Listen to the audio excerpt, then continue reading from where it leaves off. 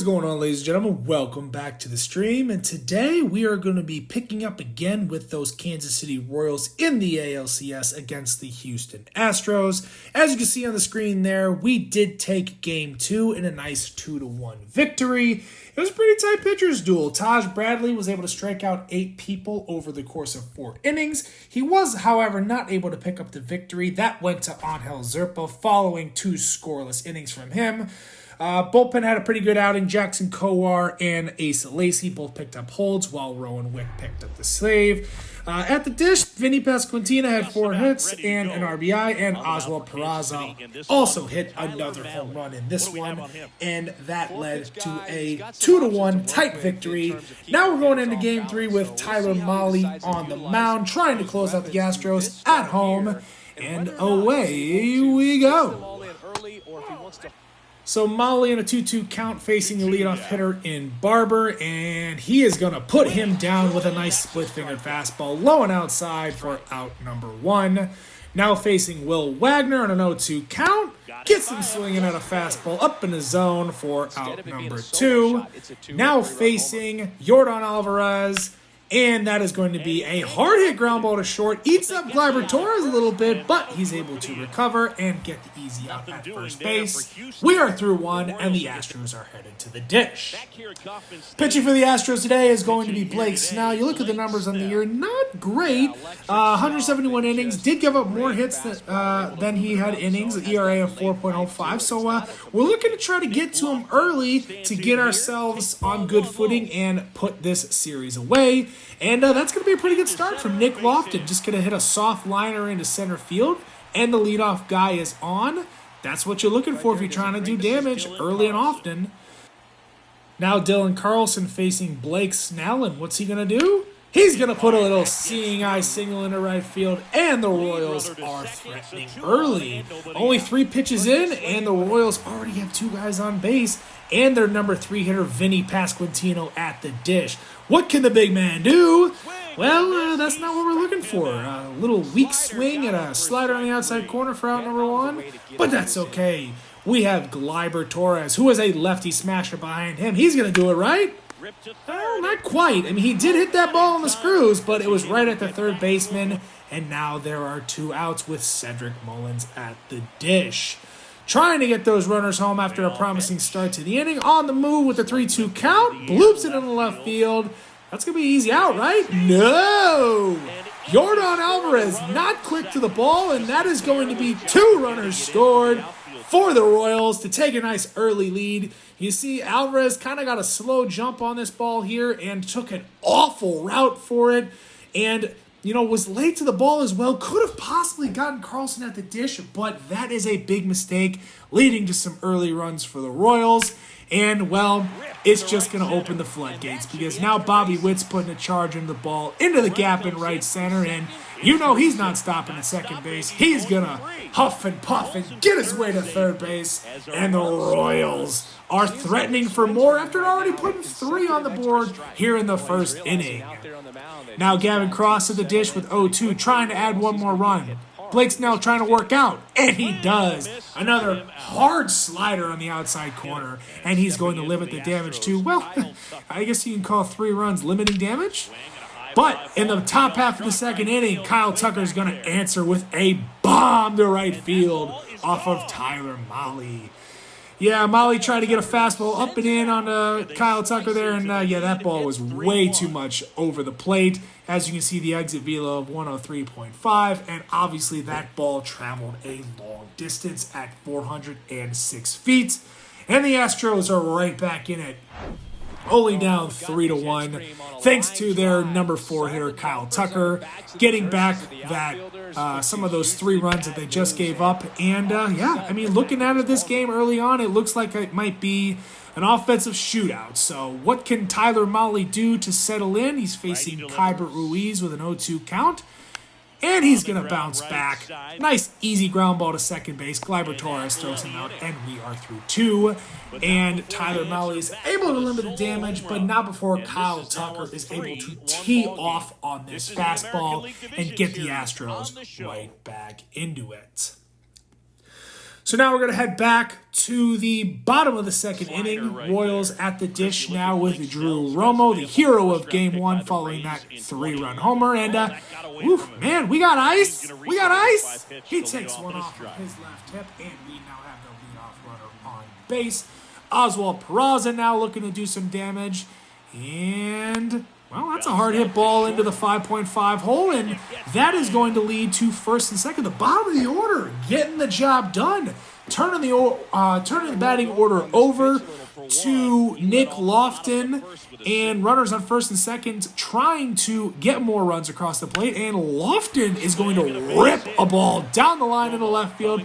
That's going to score one easily. Can it possibly score two? They're sending the runner, and that ball is getting away, and the runner will score easily all the way from first base as the Royals take a 5-1 lead here early in the game, just the bottom of the second. Now with nobody out, Dylan Carlson at the dish. Royals are not done. They're trying to add as many as they can, but Blake Snell bounces back and gets Carlson on a nice changeup low and away. Now facing Pasquantino. Can he try to make up for that strikeout in the first inning? He does into the 5.5 hole, but this is not going to be deep enough or in the right spot to drive home the runner from third base, but no issues at all. We have runners on the corner, and the middle of the order is ready to do some damage. Now Gleyber Torres with a 1-1 count. He's going to hit a ball right back up the middle, and sometimes it's just about putting it in the right spot. It's going to be a nice, easy single for Gleyber Torres, and the Astros are now down 6-1. Sensing the game getting out of control early on, the Astros manager is going to go out and get Blake Snell, who is going to have a very rough outing. Not even able to get through 2 innings, and already 6 runners have crossed home plate. They're going to try to go to Lance McCullers and hope that he can kind of stop the bleeding to give the Astros a chance to get back into this ball game. But the Royals, they're not going to be denied. Now we've got Cedric Mullins at the plate, runners on first and second. 3-1 count for McCullers facing his first hitter. And that is going to be ripped to first base, but it is stabbed by the first baseman for the 3-6-3 inning-ending double play rally killer.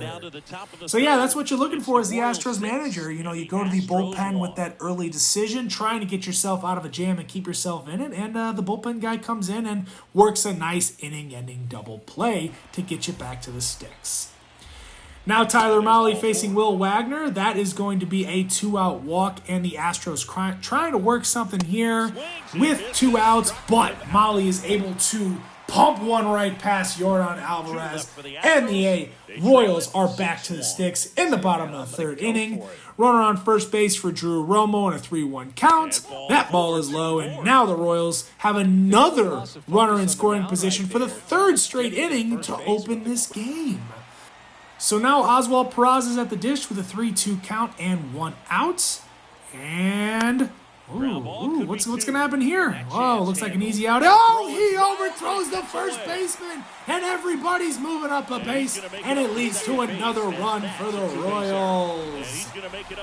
So the Royals aren't looking to take any chances here. They're looking to try to put this game away early. They're going to go to Nick Gordon off the bench in place of Nick Lofton. Get that lefty on righty matchup, and it's going to pay off with a perfect single right up the middle, and that is going to drive home 2 runners, and the Royals take a commanding 9-1 lead here in the bottom of the 3rd. And, the floodgates are now fully open. Dylan Carlson rips one into right field with an 0-2 count nonetheless. And they are threatening once again. They will not be denied. They will not be stopped. And Pasquantino, he's going to rip one right at the first baseman, who makes a really nice play to stab that ball and keep runners from scoring, but still not out of a jam yet with runners on second and third, and the middle of the order coming to the plate. Gleyber Torres with a 3-1 count facing Lance McCullers. That's going to be a walk. And now you got some danger coming to the dish. It's Cedric Mullins, the big prized offseason acquisition. What can he do in this situation? Boom! It is high. It is far. It is gone. Grand slam, Cedric Mullins. And this game is in a rout. 108.2 miles per hour for a distance of 434. A no-doubter for Cedric Mullins. And the rout is on as the Royals now lead 13-1 over the Astros. And man, we're still only in the third inning in this one. How many runs are the Royals going to put up? Drop them in the comments below. Let me know how many you think they're going to end up with. So with no other pitchers really working really well, the Astros are going to turn to the dominant bullpen arm from Game 1, Garrett Whitlock, to try to just get something going on the mound. And he is able to strike out Bobby Witt to end the third inning and finally get the Astros back to the dish, but not before the Royals can rack up a massive 12-run lead early in this game. Now the Astros trying to get anything they possibly can going, but Tyler Mahle is not going to have any of that, as he is going to strike out Jose Altuve and send the Royals back to the sticks. And now Oswald Peraza with a runner on first base. That is going to be a bloop single into right field. Another soft hit for the Royals today. And hey, sometimes it's just your day, and it seems like everything is breaking the Royals' way today. Now Nick Gordon at the plate. Coming off the bench, he's going to have a RBI here with a long sac fly. Nick Gordon, not bad, coming off the bench for Nick Lofton. He is a single and 3 RBIs in his 2 plate appearances. Now Dylan Carlson, he's going to rip one to third base, and that is going to be the end of the 4th inning. But again, not before the Royals can tack on yet another run. Make that 4 straight innings with a run for the Royals. And hey, you know what? Not everything can go perfectly, as Nick Prado is going to say bye-bye baseball to Tyler Mahle, who crushes a cutter all the way out into the right field seats. But Tyler Mahle, unfazed, bounces back with a nice strikeout to send the Royals back to the dish. Can they score a run in the first 5 innings? Oh, baby, yes they can. Cedric Mullins with his 2nd home run on the game. And it's another no-doubter to right field. And somehow, this one was more impressive than the last one. 111.5 exit velo and a distance of 440. He has put a charge into 2 baseballs in back-to-back at-bats, and now has accounted for 6 total RBIs in this game. He cannot be stopped. Take another look at this one on the replay. Just a pitch left up in the zone at the letters. Cedric Mullins is going to do damage with that pitch 9 times out of 10 and just crushes this one and sends a nice little souvenir to the fans going crazy here. Now the Astros are going to make another pitching change, just trying to find somebody, anybody, to get some of these Royals hitters out. I don't know if it's going to be this guy, but we'll see. So now Bobby Witt at the dish. This guy's first pitch coming in, and Witt says, hey, thank you, I'll go to first base, with a nice seeing eye single at 106 miles an hour exit velo. So not a soft hit one there, but he did hit it in the right spot as well. Now Gavin Cross trying to keep the line moving. And, well, that is a soft grounder to third base for the 5-4-3. I'm not even going to call it a rally killer, because, we don't even need a rally at this point, because Cedric Mullins is going ham, the offense is going ham, and the Royals have 16 runs on 16 hits through 5 innings. My goodness, can you believe it? So because of the big lead early on, I'm not going to press Tyler Mahle. We are going to get him out of the game and go to our long reliever, Noah Cameron. Trying to get a couple of innings out of him, save the bullpen, save everybody else. We're not looking for any injuries. On top of that, we're also going to be pulling the ripcord on some of our key players to make sure that they don't get hurt. Christian Bethencourt, he's going to come in at catcher. Matt McClain, he's going to come in at third base. Sam Haggerty, he's going to come in right field. And we're going to empty the bench so everybody can get some playing time in this blowout. And, so Noah Cameron trying to work through this middle part of the order. He walks Yordan Alvarez and then gives up a little bloop single into left field. It's time for a little bit of revenge for the Astros. We've had quite a few hits for the Royals that have been bloop hits, and they get one of their own that drives in a run. Still trying to record his first out. He gets a soft roller to third base, but Matt McClain going to make a throwing error to Gleyber Torres at second base, and everyone is safe. Bases are loaded with nobody out. Noah Cameron got a dance out of danger here, but this time gets a ground ball to third base and gets the 5-2-3 rally killer double play. Following hitter stands no chance against Cameron's changeup, and he is able to limit the damage to 1 run and get out of Dodge. Now into the bottom of the 7th inning, Gleyber Torres at the dish with a runner on first base. He is going to work a walk and go to first base, and look who's at the plate. It's Cedric Mullins going for home run number 3. Can he get it? Boom! Oh, it's just foul! Oh, no! Oh, I thought Mullins had home run number 3 on the game. Instead, he's going to hit a lazy pop fly to short for the infield fly rule. That is devastating.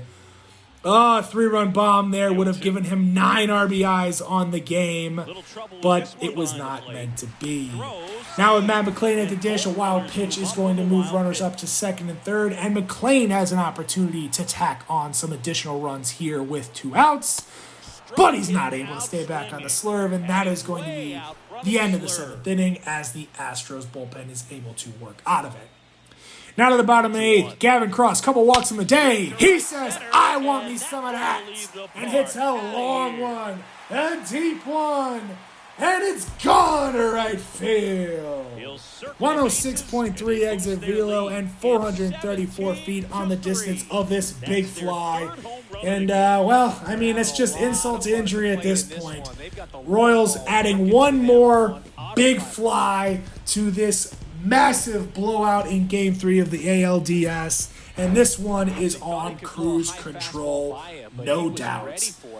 Gavin Cross, I don't believe he had a hit in the playoffs to this point, so this was his first hit. He had taken more than a few walks, so it's good to see him really get a hold of one and hit a deep fly.